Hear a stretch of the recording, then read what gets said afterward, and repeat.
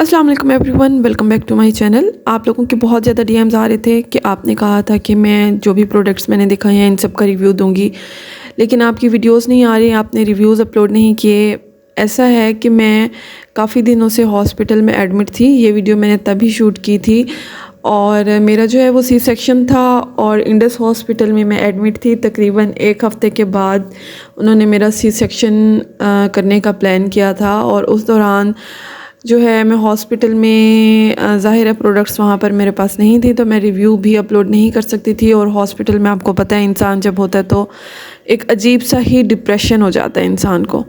तो मेरी कंडीशन भी कुछ ऐसी ही थी, मेरा सी सेक्शन होना था और एक हफ़्ता पहले ही मैं एडमिट हो गई थी।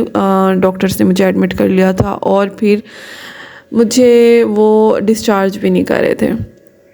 तो मैं बहुत ज़्यादा डिप्रेस्ड हुई हुई थी और कुछ समझ नहीं आ रहा था कि क्या करूं। तो टाइम भी बहुत ज़्यादा होता था वहाँ पर मेरे पास, बिल्कुल फ्री टाइम, और वहाँ का खाना खा खा के जो है मेरा पेट ख़राब हो गया था। नाश्ते में आपने जैसे कि देखा ब्रेड होती थी और चाय होती थी, किसी काम की भी नहीं होती थी चाय। इंडस वाले जो हैं वो बाहर से खाना लाने नहीं देते और अंदर का जो खाना होता है वो बिल्कुल भी अच्छा नहीं था।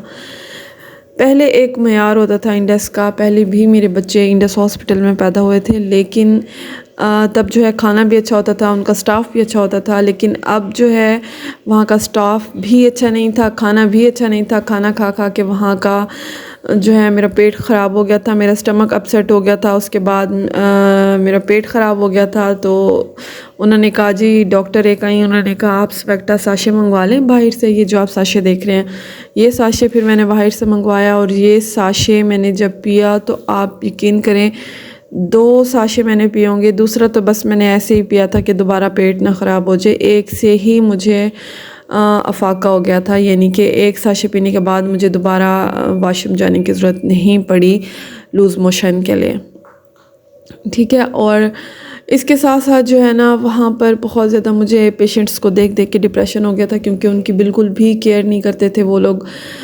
स्टाफ जो था वो बिल्कुल अच्छा नहीं था और अक्सर जो है वो आईवी लाइन जब लगाने आते थे तो वो भी इस तरीके से लगाते थे कि इतना सारा ब्लड जो है वो ज़ाया हो जाता था।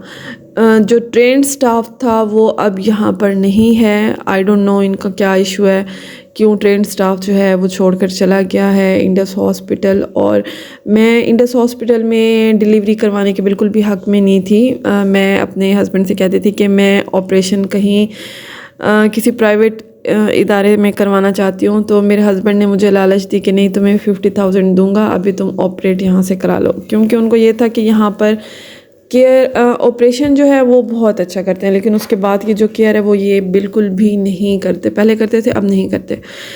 तो मैंने अपने हस्बैंड से कहा, मैंने कहा मैं यहाँ पर ऑपरेट नहीं करवाऊँगी। तो मेरे हस्बैंड ने कहा जो ऑपरेट के पैसे तुम बाहर किसी डॉक्टर को दोगी वही पैसे मैं तुम्हें दे दूँगा। तो मुझे लालच आ गया और मैंने कहा जी चलो ठीक है। फिर उसके बाद ही मैं शिफ्ट हो गई हॉस्पिटल में, एडमिट हो गई और वहाँ का खाना खा खा के जो है ना मेरी तबीयत भी ख़राब हो गई, डिप्रेशन अलग से हो गया और पेट ख़राब हो गया, स्टमक अपसेट हो गया।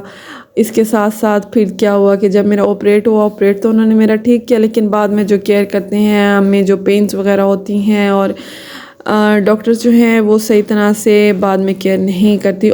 खैर अल्लाह के हुक्म से मेरा ऑपरेट बिल्कुल ठीक हुआ और मैं अल्लाह ताला का जितना शुक्र अदा करूं बहुत कम है। अल्लाह ताला ने मुझे इतनी प्यारी रहमत से नवाजा है।